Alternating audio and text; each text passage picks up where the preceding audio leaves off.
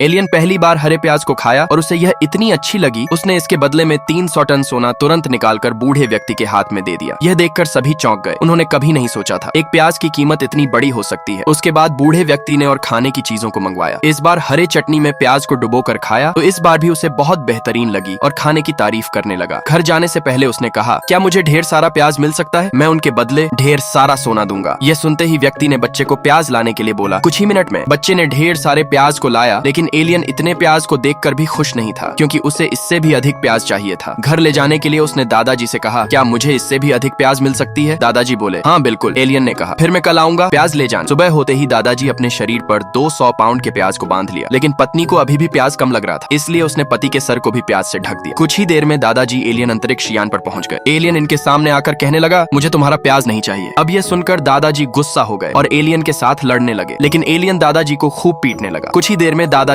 थक गए। एलियन ने चालाकी से दादाजी के परिवार को पकड़ लिया था। एलियन दादाजी से कहने लगा, अगर तुम्हें जिंदा घर जाना है तो तुम्हें इन दोनों में से एक को चुनना होगा। दादाजी कहने लगे, नहीं, मैं इन दोनों को चुनूंगा, चाहे मेरी जान क्यों ना चली जाए। दरअसल ये एलियन की तरफ से एक दादाजी की परीक्षा, जिसमें वह पास हो गए और इस तरह दादाजी और एलियन के बीच दोस्ती हो गई। जब भी एलियन धरती पर आते, दादाजी से प्याज खरीदकर अपने घर ले जाते।